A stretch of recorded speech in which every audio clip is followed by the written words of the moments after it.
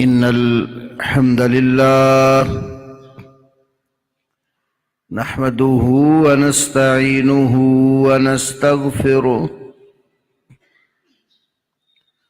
ونعوذ بالله من شرور أنفسنا ومن سيئات أعمالنا من يهده الله فلا مضل له ومن يضلل فلا هادي له وأشهد أن لا إله إلا الله وحده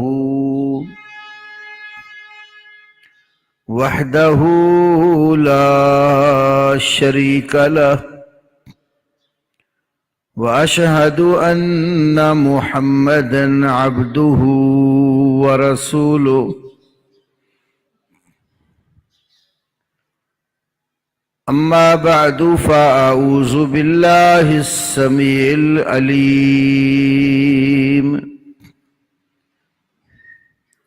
من الشيطان الرجيم من همزه ونفخه ونفثه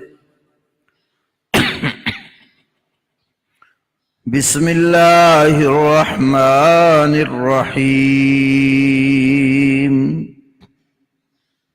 يا أيها الذين آمنوا من يرتد منكم عن دينه فسوف يأتي الله بقوم يحبهم ويحبونه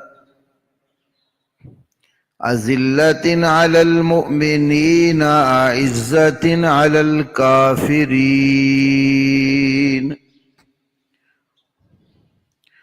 يجاهدون في سبيل الله ولا يخافون لومة لائم ذلك فضل الله يؤتيه من يشاء والله واسع عليم رب اشرح لي صدري ويسر لي أمري واحلل عقدة من لساني يفقه قولي اللهم صل على محمد وعلى آل محمد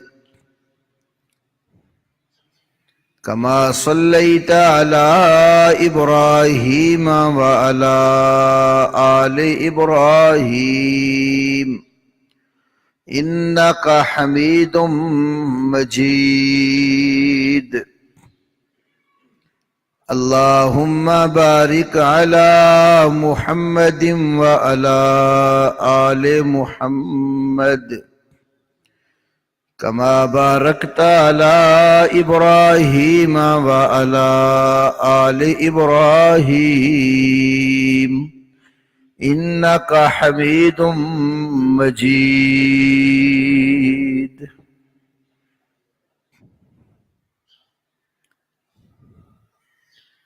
پچھلے خطبات میں مسلسل اللہ رب العالمین کے دین کے لیے کام کرنے والے لوگوں کے اوصاف ذکر کیے جا رہے ہیں، جن میں وہ لوگ اللہ کے محبوب بندے ہیں اور اللہ سے وہ محبت رکھتے ہیں، ایمان والوں کے حق میں نرم گوشہ رکھتے ہیں اور کفار اور دشمنان دین کے بارے میں بڑے سخت ہیں۔ اللہ کی راہ میں جہاد کرنے والے ہیں اور کسی ملامت گر کی ملامت کی کوئی پرواہ نہیں کرتے۔ تو اس آیت کریمہ میں جو دوسری خوبی ذکر ہوئی، اس کے بارے میں پچھلے جمعہ میں کچھ باتیں آپ کے گوش گزار کی تھیں۔ اذلۃ علی المؤمنین اعزۃ علی الکافرین، ان کی دوستی ایمان کی بیس پر ہے اور دشمنی بھی ایمان کی بیس پر ہے۔ کسی شخص کے ساتھ اگر وہ محبت کرتے ہیں تو اس لیے کرتے ہیں کہ وہ اللہ اور اس کے رسول کا صلی اللہ علیہ وسلم فرما بردار ہے۔ دشمنی اور عناد اگر کسی سے رکھتے ہیں تو وہ بھی اس بنیاد پر رکھتے ہیں کہ یہ شخص اللہ کا اور اللہ کے رسول کا دشمن ہے۔ الحب للہ والبغض فی اللہ کا وہ مصداق ہیں۔ محبت بھی اللہ کی خاطر اور کسی سے بغض اور دشمنی ہے تو وہ بھی اللہ رب العالمین کی خاطر ہے۔ ایمان والے لوگ آپس میں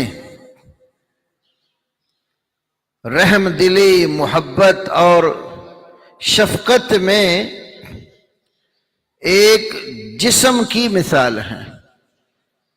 یہ مثال نبی کریم صلی اللہ علیہ وسلم نے دی۔ صحیح مسلم اور دیگر کتب احادیث میں نبی کریم صلی اللہ علیہ وسلم کا ارشاد گرامی ہے، مثل المؤمنین فی تراحمہم وتوادہم وتعاطفہم کالجسد، ایمان والوں کی باہمی رحم دلی، باہمی محبت اور باہمی شفقت کی مثال ایک جسم کی طرح ہے۔ اذا اشتقى عضو منه تداعى له سائر جسده بالسہر والحمى، جب جسم کے کسی ایک عضو اور حصے میں مرض یا تکلیف آ جاتی ہے تو اس مرض اور تکلیف کو محسوس کرتے ہوئے سارا جسم بیداری اور بخار کی حالت میں رات گزار دیتا ہے۔ وہ تکلیف پورے جسم میں محسوس ہوتی ہے، اس کی وجہ سے بخار چڑھتا ہے تو سر تا پاؤں پورا وجود بخار میں ڈوبا ہوتا۔ یہ اصل ایمان والے لوگوں کی مثال نبی کریم صلی اللہ علیہ وسلم نے دی۔ قرآن نے جن کو رحماء بینہم اور اذلۃ علی المؤمنین قرار دیا، اور نبی کریم صلی اللہ علیہ وسلم کے جان نثار صحابہ کرام رضی اللہ عنہم اجمعین، وہ ان صفات اور خوبیوں کے صحیح طور پر حاملین تھے۔ کچھ لوگ ایسے موجود ہیں دنیا میں جو نبی کریم صلی اللہ علیہ وسلم کے ساتھیوں کے بارے میں اچھا ذہن نہیں رکھتے۔ گنے چنے انگلیوں پر 3-4 صحابہ کرام کے سوا تمام صحابہ کرام کے ساتھ نفرت رکھتے ہیں۔ حالانکہ رسول اللہ صلی اللہ علیہ وسلم کے صحابہ کرام جیسے جیسے وہ اسلام میں آتے گئے، انہوں نے اللہ کے نبی کی محبت میں، اسلام کی محبت میں بڑی قربانیاں دی۔ کسی کو گھر بار چھوڑنا پڑا، چھوڑ دیا،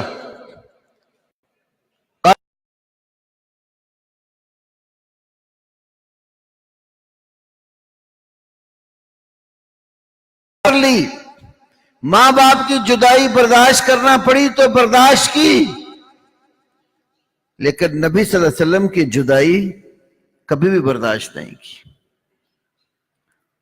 حضرت ابو ہریرہ رضی اللہ عنہ ایک دفعہ بڑے پریشان نبی صلی اللہ علیہ وسلم کے پاس آئے، یا رسول اللہ صلی اللہ علیہ وسلم، آپ کے پاس سے اٹھ کر گھر جاتا ہوں، میری ماں آپ کو گالیاں دیتی اور برا بھلا کہتی ہے، اور میرے لیے بڑی تکلیف کا باعث ہے۔ اللہ کے نبی صلی اللہ علیہ وسلم نے ان کے لیے دعا کی، حضرت ابو ہریرہ کی والدہ کے لیے ہدایت کی دعا فرمائی۔ جب رسول اللہ صلی اللہ علیہ وسلم نے دعا فرمائی تو اٹھے گھر آئے، یقین تھا کہ میرے نبی نے دعا کی ہے، اللہ تعالیٰ ضرور تبدیلی پیدا کر دے گا۔ گھر آئے، دروازے پہ اندر سے پانی کے گرنے کی آواز آ رہی ہے، سمجھ گئے کہ اللہ کے نبی کی دعا قبول ہوگی اور میری ماں غسل کر رہی ہے۔ پھر بعد میں دستک دی، دروازہ کھلا تو ماں نے کلمہ پڑھا اور مسلمان ہوئی۔ ماں کی جدائی انسان کے لیے بڑی تکلیف دہ ہوتی ہے، اور پھر وہ مرحلہ آ جائے کہ ایک طرف اللہ کے نبی ہو اور دوسری طرف ماں ہو، یہاں بندے کے ایمان کا امتحان ہے۔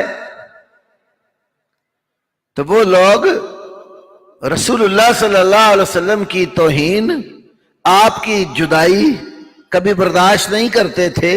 اب ماں تھی، کچھ کہہ نہیں سکتے تھے، لیکن اللہ کے نبی صلی اللہ علیہ وسلم کے پاس آ کر شکایت کی کہ میری ماں ایسا کرتی ہے جو برداشت سے باہر ہوتا ہے۔ آپ صلی اللہ علیہ وسلم نے دعا فرماتی۔ کتنے ہی ایسے تھے جن کو والدین نے گھروں سے نکال دیا۔ مصعب بن عمیر رضی اللہ عنہ اس دور کے بڑے والدین جو تھے، مالدار فیملی سے تعلق تھا، شاہانہ لباس پہنا کرتے تھے۔ جب اللہ کے نبی صلی اللہ علیہ وسلم کا کلمہ پڑھا، مسلمان ہوئے، والدین نے وہ سارا فخر والا اور شاہانہ لباس چھین لیا، نکال دیا گھر سے۔ مہاجر ہو کر اللہ کے نبی کے پاس آ گئے، مسجد نبوی میں رات کو کہیں آئے، والدہ نے بس ایک کپڑا دے دیا جسم ڈھانکنے کے لیے، تو کانٹوں کے ساتھ اس کو اپنے جسم پر رکھ کر ٹانکے لگا کے نا تو وجود ڈھانکا ہوا، اور مسجد نبوی میں آ کر رات کی تاریکی میں بیٹھ جاتے۔ صبح اللہ کے نبی صلی اللہ علیہ وسلم مسجد میں تشریف لاتے ہیں، دیکھتے ہیں کوئی مسافر۔ پھر بتایا کہ اللہ کے نبی، میں مسلمان ہو گیا ہوں، میں مصعب ہوں،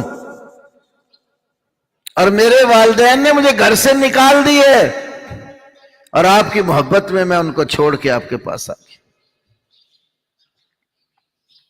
وقت جس بھی صحابی کے آپ حالات زندگی کھول لیں گے نا، خصوصاً جو مکی زندگی والے صحابہ تھے، جو مہاجر بن کے آئے، ان کی زندگیاں بڑی تکلیفوں سے عبارت، لیکن ایمان کی وجہ سے اللہ کے رسول صلی اللہ علیہ وسلم کے لیے ساری تکلیفیں برداشت کی۔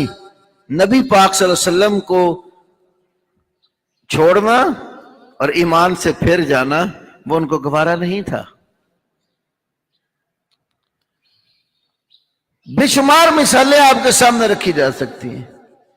اب جو عمار بن یاسر تھے، ان کی والدہ تھی، ان کا گھرانہ تھا، جب وہ مسلمان ہوئے تو چونکہ یہ قریش کے بڑے سردار ابو جہل جیسے لوگوں کے ہاں غلام تھے، اسلام کی پہلی شہیدہ جو تھی وہ عمار بن یاسر کی والدہ سیدہ سمیہ تھی رضی اللہ تعالی عنہا۔ جب کلمہ پڑھا تھا تو ابو جہل نے جو مالک تھا ان کا کتنی اذیت ناک تکلیف دی۔ سیرت کی کتابوں میں ان کے حالات میں لکھا ہے کہ ایک ٹانگ اس نے ایک اونٹ سے باندھ دی، دوسری دوسرے اونٹ کے ساتھ باندھ دی، مخالف اطراف پہ دوڑا کر ٹکڑے کر دیا۔ اور جب ان کا مالک ان کو تکلیف دیتا تھا تو اللہ کے نبی کیا فرماتے تھے؟ اصبروا یا آل یاسر فإن موعدکم الجنہ، اور یاسر کے گھر والوں صبر سے کام لو، یقیناً تمہارے ساتھ اللہ کا جنت کا وعدہ ہے۔ کیا وہ لوگ دنیا داری کے لیے اللہ کے نبی کے پاس اکٹھے ہو گئے تھے؟ کیا آپ دنیا سے جائیں گے تو آپ کے بعد حکومت پر قبضہ کر لیں گے اور جو کوئی مال و متاع چھین لیں گے؟ اس کے لیے کون اتنی عظیم قربانیاں دیتا ہے؟ یہ ماں کی قربانی چھوٹی قربانی ہے؟ جس کو اس کی اولاد کے سامنے دو ٹکڑے کر دیا گیا ہو۔ عبداللہ ذو البجادین رسول اللہ کے ایک اور صحابی مسلمان ہوئے تو عیسائی بادشاہ نے پکڑ لیا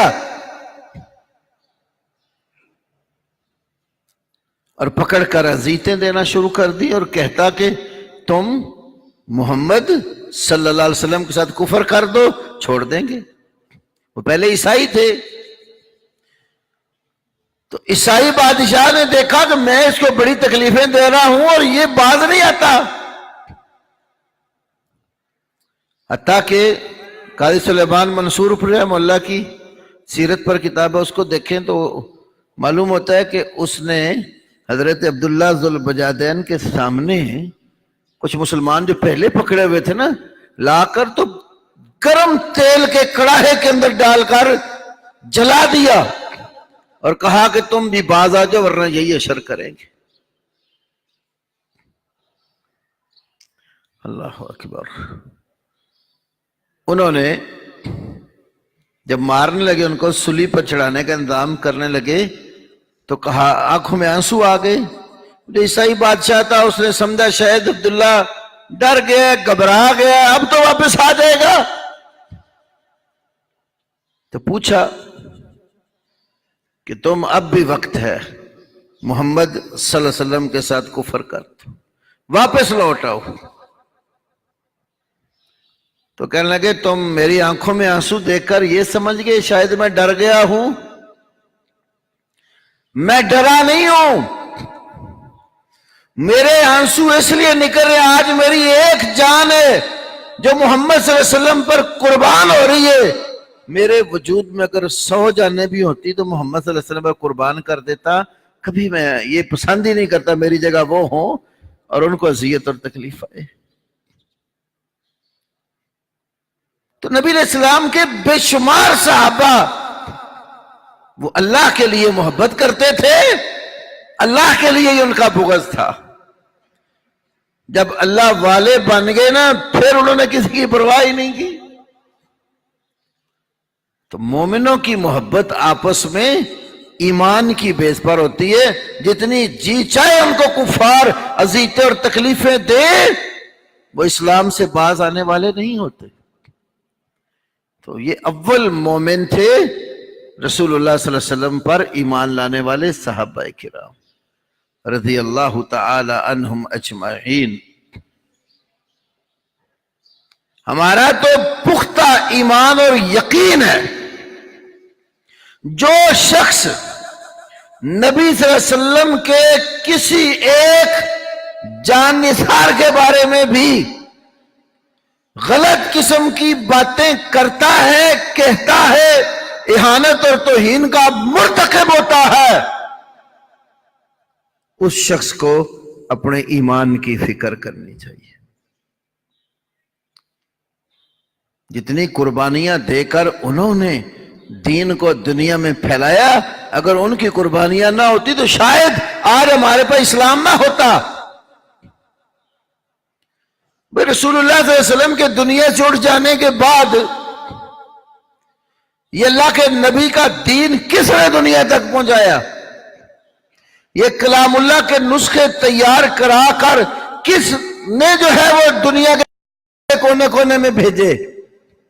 رسول اللہ صلی اللہ علیہ وسلم کی تعلیمات سے لوگوں کو کن لوگوں نے جو ہے نا مدی اور واقفیت دی؟ اسلام کے پہلے راوی ہی صحابہ کرام۔ دشمن کی یہ سازش ہے کہ جہاں سے اسلام شروع ہوتا ہے نا، رسول اللہ سے اسلام کو بیان کرنے والے لوگ ان پر کیچڑ اچھالا جائے، اور یہ بڑی قانونی سازش ہے۔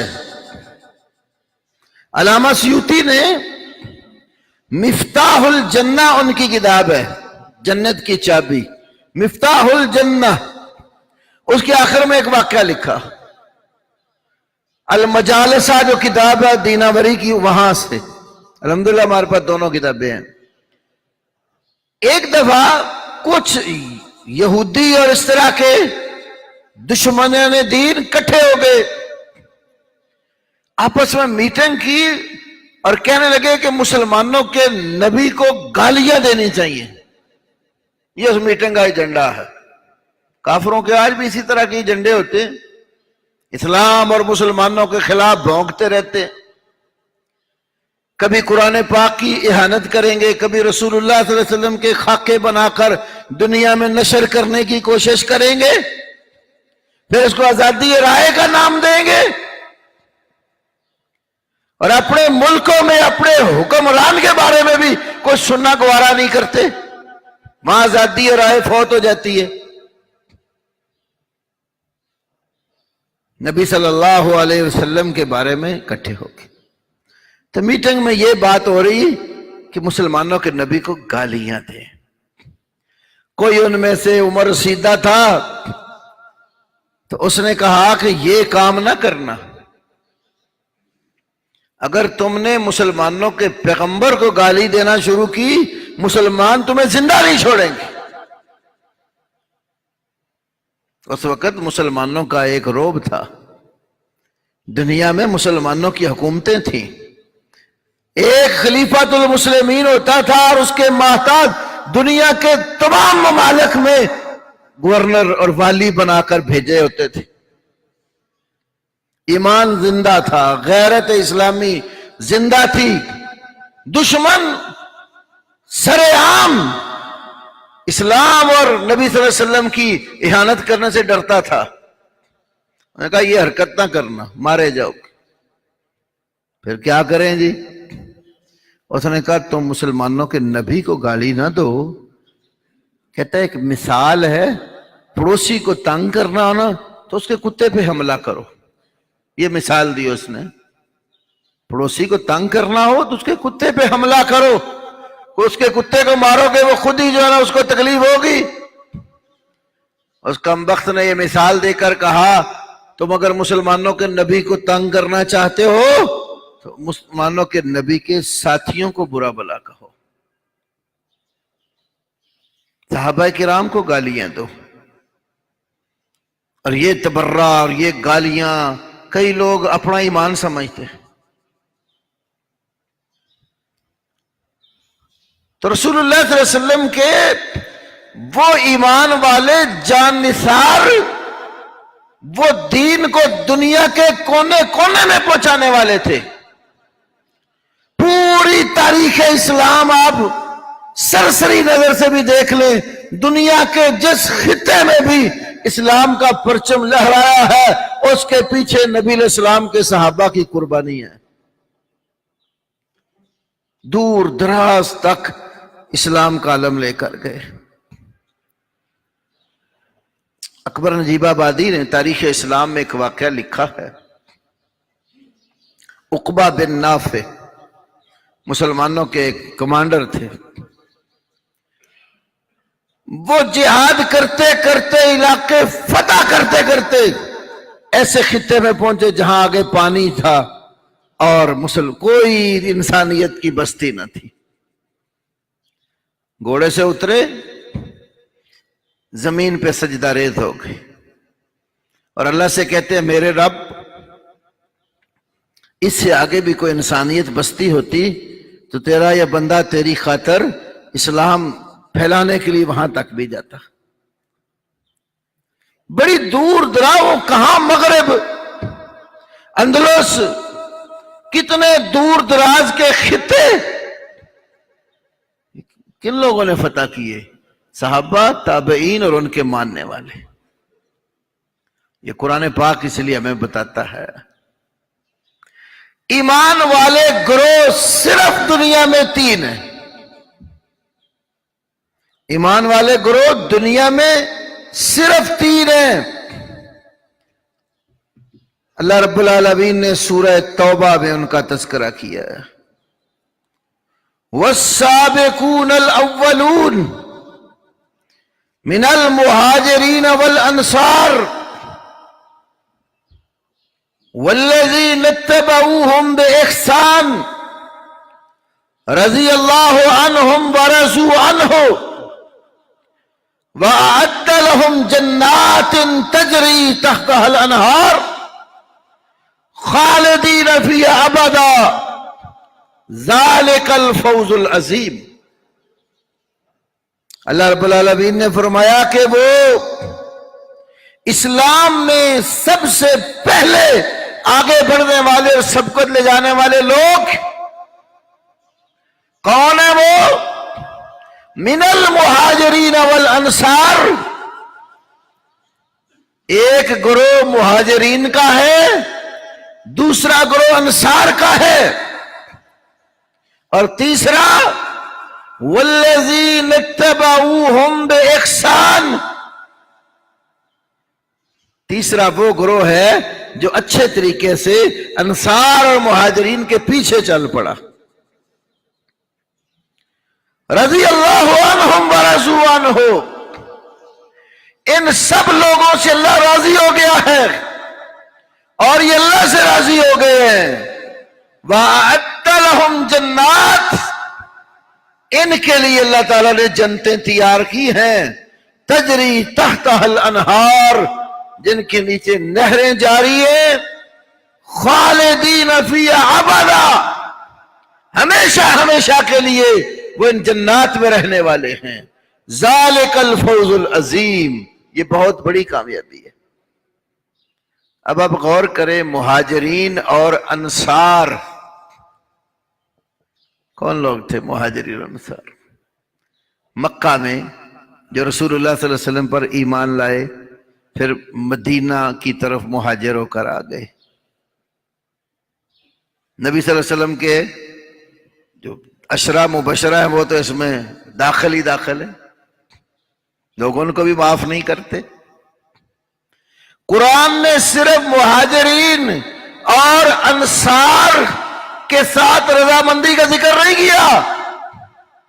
والذین اتبعوہم بإحسان، والذین، وہ لوگ، اتبعوہم، جنہوں نے مہاجرین اور انصار کی پیروی کی ہے، بإحسان، اچھے طریقے سے.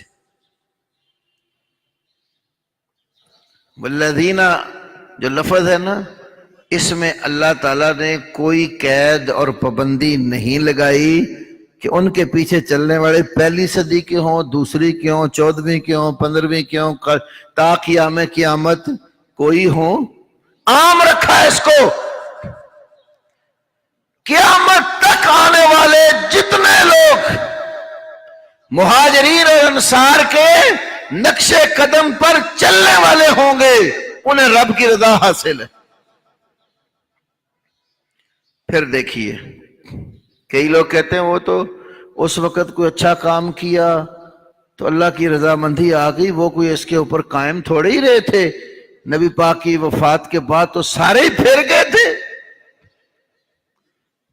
اور کیا اللہ رب العالمین کو اتنا بھی علم نہیں تھا کہ جن کی تعریفیں میں کر رہا ہوں میرے نبی کے دنیا سے اٹھنے کے بعد، یہ تو پھر جائیں گے تو میں ان کے لیے جنت کی بشارتیں ذکر ہی نہ کروں؟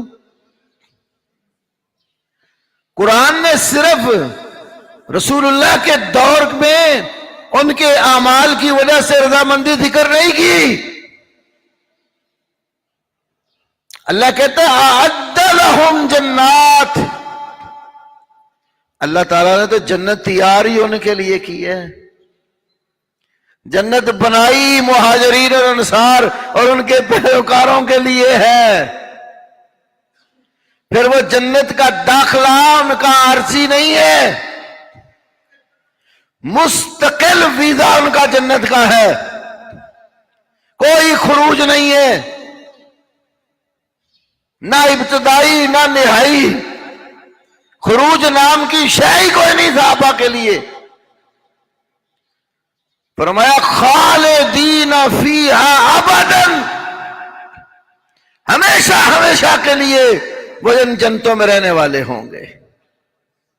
پھر اللہ نے یہ کامیابی بیان کی، ذالک الفوز العظیم، یہ بہت بڑی کامیابی ہے۔ سورہ حشر میں بھی 3 طرح کے مومنوں کا ذکر کیا، پہلے مہاجرین کا، پھر انصار کا، پھر تیسرا وہ مومنوں کا گروہ جو مہاجرین اور انصار کے لیے دعا مانگتا ہے۔ اللہ سے کیا کہتا ہے؟ ربنا اغفر لنا ولاخواننا الذین سبقونا بالایمان ولا تجعل فی قلوبنا غلا للذین آمنوا ربنا انک رؤوف الرحیم۔ پہلے ذکر کیا اللہ نے ہجرت کرنے والے لوگوں کا، پھر ذکر کیا اللہ نے ان کی نصرت اور مدد کرنے والے انصار کا، تیسرا ایمان والا گروہ ذکر کیا جو مہاجرین اور انصار کے بعد میں آئیں گے اور دعا مانگیں گے اللہ سے، ربنا اغفر لنا، ہمارے رب تو ہمیں بھی بخش دے، ولاخواننا الذین سبقونا بالایمان، جو ایمان میں ہم سے پہلے سبقت لے چکے نا ہمارے بھائی، ان کو بھی بخش دے۔ ان 2 گروہوں کے سوا تیسرا گروہ تو مہاجرین اور انصار کے لیے دعا کرنے والے لوگوں کا قرآن نے ذکر کیا ہے۔ پورے قرآن میں کہیں بھی تیسرا کوئی ایمان والا ایسا گروہ نہیں ہے جو مہاجرین اور انصار کو گالیاں دیتا ہو۔ اللہ نے وہ مومن ذکر کیے تیسرے نمبر پر جو مہاجرین اور انصار کے حق میں دعا مانگتے ہیں، ان کی بخشش کی دعا۔ تو معلوم ہوتا ہے جو ان کے لیے اچھے کلمات نہیں کہتا، اللہ تعالیٰ نے ایسا کوئی مومن قرآن میں ذکر نہیں کیا۔ تو یہ 3 طرح کے ہی ایمان والے لوگ قرآن میں ذکر ہوئے، مہاجرین، انصار، اور ان کے پیچھے چلنے والے ایمان والے لوگ جو ان کے لیے اللہ سے بخشش کی دعائیں کرتے ہیں، اپنے لیے بھی اور ان کے لیے بھی۔ تو یہ ان کی باہمی دوستی محبت ایمان کی وجہ سے تھی، اللہ کے نبی کے ساتھ بھی محبت ایمان والی تھی۔ تو اسلام بتاتا ہے کہ جو دین کا کام کرنے والے لوگ ہیں، اہل ایمان ہیں، وہ آپس میں ایک دوسرے سے محبت رکھتے ہیں، نرم دل ہیں، ایک دوسرے کے لیے نرم گوشہ رکھتے ہیں، شدت اور سختی اور ایسے امور سے بچنے کی کوشش کرتے ہیں۔ اچھا، وہ رسول اللہ صلی اللہ علیہ وسلم کے ایسے صحابہ تھے، ان سے اگر کوئی خطا ہو بھی گئی ہے نا تو اللہ تعالیٰ نے پیشگی معافی دے دی ہے۔ سورہ حدید آپ پڑھ سکتے ہیں، فتح مکہ سے پہلے جو لوگ ایمان لائے انہوں نے خرچ کیا، جہاد کیا، جو لوگ فتح مکہ کے بعد ایمان لائے، خرچ کیا، جہاد کیا، اللہ نے کہا یہ دونوں آپس میں برابر تو نہیں ہیں۔ جو پہلے والے تھے ان کا مرتبہ زیادہ ہے، بعد والے اور پہلے والے آپس میں برابر نہیں ہیں، لیکن کلن وعد اللہ الحسنى، اللہ نے سب کے ساتھ اچھا وعدہ کر رکھا۔ اور کئی اسلاف نے الحسنہ کی ایک تفسیر الجنہ ذکر کی ہے کہ اللہ نے سب سے جنت کا وعدہ کر لیا. تو یہ ایمان، باہمی محبت اسلام سکھاتا ہے. یہ تو مسلمان ہیں. میں بعض اوقات مجھے وہ حدیث یاد آ جاتی ہے کہ اللہ کے نبی صلی اللہ علیہ وسلم کے پاس کوئی کافر بھی آ جاتا جو حربی اور جنگ لڑنے والا نہ ہوتا، کیونکہ جو مسلمانوں کے خلاف جنگ کرنے والا ہے، لڑنے والا ہے، تو اسلام اس کے ساتھ جنگ کا سبق دیتا ہے. لیکن اگر وہ کافر ہے اور آپ کے خطر علاقے میں آیا ہے، آپ کے ساتھ وہ جنگ کے لیے نہیں آیا، کسی معاہدے کے تحت آ گیا ہے یا ویسے ہی آپ کا مہمان بن گیا ہے، تو اسلام ہمیں کفار کے ساتھ بھی اچھا سلوک سکھاتا. آپس میں تو بہت بڑی بات ہے نا. کافر کے ساتھ بھی جو آپ کے پاس آ جائے تو اسلام اچھا سلوک سکھاتا ہے، اچھا کردار سکھاتا. ترمذی شریف کی ہے نا حدیث، کافر رسول اللہ کا مہمان بن گیا صلی اللہ علیہ وسلم. نبی پاک صلی اللہ علیہ وسلم بڑے مہمان نواز تھے. اللہ پاک نے جتنی خوبیاں ہو سکتی ہیں وہ اپنے نبی میں رکھی ہیں. ہر خوبی جو رسول اللہ صلی اللہ علیہ وسلم میں دیکھی جائے تو کمال نظر آتا ہے اس میں. کافر اور مہمان نبی پاک صلی اللہ علیہ وسلم کا. میں اور آپ تو اکثر سستی کا شکار ہو جاتے ہیں نا. چلو کوئی مہمان آ گیا تو کوئی چھوٹا بھائی ہے، بیٹا ہے، دوست احباب ہیں، انہیں کہتے ہیں چلو یار مہمان آیا، کوئی خدمت خاطر کرو.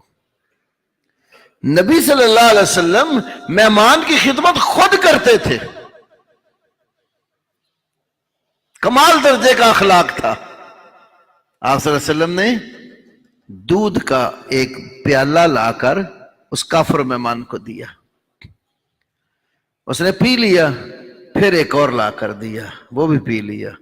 تیسرا لا کر دیا، وہ بھی پی لیا. چوتھا، پانچواں، چھٹا، ساتواں، 7 پیالے باری باری پیش کرتے گئے، وہ پیتا گیا. کوئی حدیث آپ کو ایسی نہیں ملے گی کہ آپ صلی اللہ علیہ وسلم نے اپنے ماتھے کے اوپر شکن اور بل ڈالا ہو. عجیب مہمان آ گیا، بس ہی نہیں کرتا، وہ پیے جا رہے، آپ پلائے جا رہے. 8واں پیالہ پیش کیا تو اس نے کہا جی نہیں، بس اختتام ہو گیا. صبح رسول اللہ صلی اللہ علیہ وسلم دوبارہ جب اس کے پاس آئے تو پھر دودھ کا برتن منگوایا. یہ جو آپ صلی اللہ علیہ وسلم کا اس کا اچھا سلوک تھا نا، مہمان نوازی، خدمت خاطر، عربوں میں یہ رواج آج بھی بڑا ہے. بعض خطے اور علاقے دنیا میں ایسے ہیں جہاں مہمان کی خدمت اپنی استطاعت سے بڑھ کر کرنے کی کوشش کی جاتی ہے. عربوں میں، یہ ہمارے افغان بھائیوں میں بعض علاقے ایسے ہیں کہ وہاں مہمان کوئی آ جائے تو اس کی خوب خدمت کرتے ہیں. میں ریاض میں تھا تو ادھر میں اپنے کفیل کے گھر ایک دن گیا تو اس کا بیٹا چائے لے کر آ گیا. وہ کھڑا ہے، وہ چائے کا برتن پکڑ کے. میں نے اپنے کفیل سے کہا اس کو بیٹھ جائے. وہ کہنے لگا کہ جب تک آپ نے بس نہیں نہ کرنی اور کہنا نہیں بس اب مجھے نہیں ضرورت، یہ کھڑا ہی رہے گا. مہمان جب کہہ دے اب مجھے ضرورت نہیں ہے پھر یہ جائے گا برتن لے کر. تو نبی صلی اللہ علیہ وسلم کا اخلاق تو کمال درجے کا تھا. اس نے آپ کا اخلاق دیکھا. دوبارہ جب اگلے روز ملاقات ہوئی تو کہتے ہیں مجھے کلمہ پڑھا کے پہلے مسلمان کرو، دودھ بعد میں پلانا. آپ صلی اللہ علیہ وسلم نے اس کو مسلمان کیا، پھر پیالہ دیا، اس نے پی لیا. دوسرا دیا تو کہتا بس میرے سے دوسرا نہیں پیا جاتا. تو نبی صلی اللہ علیہ وسلم نے ایک جملہ فرمایا، یہ صحیح بخاری مسلم میں بھی یہ جملے ہیں. فرمایا کہ ان الکافر یاکل فی 7 امعاء وان المؤمن یاکل فی 100 واحد. کافر 7 انتڑیوں میں کھاتا ہے اور مومن ایک ہاتھ میں کھاتا ہے. کیوں؟ کافر کا مقصد ہی دنیا کا جو کوئی ملتا ہے بس ٹھیک ہے. لیکن مومن آدمی ضرورت کا کھاتا ہے اور زیادہ توجہ اس کی اللہ کے دین کی طرف ہوتی ہے. اس لیے صحابہ کی زندگیاں، ان کی سیرت رسول اللہ کی زندگی صلی اللہ علیہ وسلم بعض اوقات آپ پیٹ بھر کے کھاتے تھے، اور اکثر آپ صلی اللہ علیہ وسلم کا جو وقت تھا، گزر اوقات، وہ تھوڑے کے اوپر ہی ہوتا تھا۔ شیخ ابو بکر الجزائری ایک حدیث لائے اپنی تفسیر ایسر و تفاسیر پہ، اور امام ابو بکر بن شیبہ وغیرہ اور دیگر محدثین نے اس کو نقل کیا۔ عبداللہ ابن عمر رضی اللہ تعالیٰ عنہ نے ایک دن کھانا کھایا، بعد میں کوئی بندہ جوارے سی پھکی سی لے کر آ گئے، کہنے لگا کہ آپ نے کھانا کھایا تو یہ اپنا تھوڑی سی جوارش اوپر سے لے لے۔ پوچھا یہ کیا کام کرتی ہے؟ تو وہ کہنے لگا جب کھانا بندہ کھاتا ہے نا تو پھر ہضم کرنے کے لیے یہ بڑی بہترین سی پھکی ہے، جوارش، آپ یہ کھا لیں، کھانا اوپر منہ کو نہیں آتا۔ فرمانے لگے میں ایسے لوگوں کا ساتھی ہوں جو کبھی کبھی پیٹ بھر کے کھاتے ہیں، اکثر بھوک کے ساتھ گزارا کرتے ہیں، تو مجھے اس تیری جوارش کی ضرورت نہیں۔ تو جن لوگوں نے دین کا کام کیا انہوں نے دنیا حسب ضرورت استعمال کی۔ تو نبی صلی اللہ علیہ وسلم نے اپنے اخلاق کریمہ سے یہ سبق دیا ہے کہ اسلام اتنا خوبیوں والا ہے کہ آپ کے ہاں کوئی کافر اور دشمن بھی آپ کا چل کے آ جاتا ہے، آپ اس کے ساتھ بھی اتنا اچھا سلوک کرو کہ وہ آپ کیا اثر لیے بغیر رہے نا۔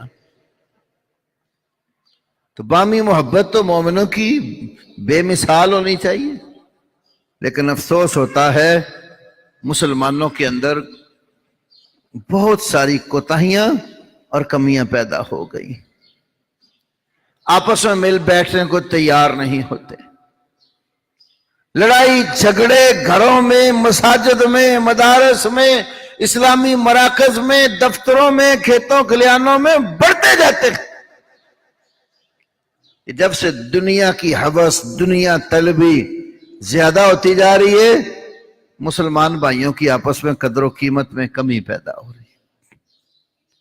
تو اللہ نے جن لوگوں سے دین کا کام لیا تو انہوں نے مسلمانوں کو آپس میں اکٹھا رکھا، محبت اور پیار کا درس دیا۔ آج ہم دیکھتے ہیں منبر و محراب سے بھی بعض اوقات ایسی آوازیں اٹھتی ہیں جو مسلمانوں میں تفریق پیدا کرتی ہیں، حالانکہ یہ منبر و محراب امت مسلمہ میں تفریق پیدا کرنے کے لیے نہیں بنایا گیا، یہ امت کو اکٹھا کرنے کے لیے بنایا گیا۔ امت مسلمہ میں اتفاق، اتحاد پیدا کرنے میں بھی اس منبر و محراب کا بڑا دخل ہے۔ میں اپنے ان خطباء سے بھی یہ کہتا ہوں جو زبان اچھی استعمال نہیں کرتے، اپنی زبان کو سیدھا رکھیں۔ زبان کا کٹا ہوا انسان کو بہت دور پھینکتا ہے، خاص طور پر خطیب کی زبان، واعظ کی زبان ہمیشہ بہترین ہونی چاہیے۔ بعض خطیبوں کو بیماری بھی ہوتی ہے، لیکن کچھ خطیبوں کو لانے والا میں بھی بیماری ہوتی ہے۔ ہمارے مولانا منظور صاحب پنجابی کے ماشاءاللہ اچھے خطیب ہیں، ایک دن میں نے خود ان کی زبان سے یہ بات سنی، کہتے میں ادھر گیا یہ جنگ کی شور کوٹ، تو بلانے والے وہ رانا برادر سے تھے، ان کی زبان بھی جانگلی سی تھی، تو میں کہتے جب وہاں گیا نا تو مجھے کہتے ہیں جوریا جلسے بڑے کرائے، آج جڑا سا جلسہ رکھے ہے نا، سانو فلانا مولوی آیا سی تو انہیں بڑا کچھ کیا، تو سپیکر اندر لگا کھلو جیسی سارے باہر کھلوتے بھائی انہوں دی ایسی تیسی پھیرتے۔ بعض قومیں بھی، بعض افراد بھی شرانگیزی پیدا کرنے کے لیے خطیب کو اکساتے۔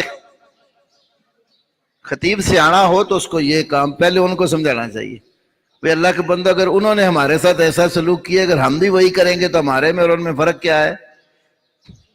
کوئی بندہ اگر مثال کے طور پہ کوئی مجھے گالی دیتا ہے، برا بلا کہتا ہے، میں ممبر پہ کھڑے ہو کر اس کو گالی دینا شروع کر دوں، میرے اندر اور اس کے اندر فرق کیا ہے؟ ہمیں کوئی گالی دیتا ہے بے شک دے،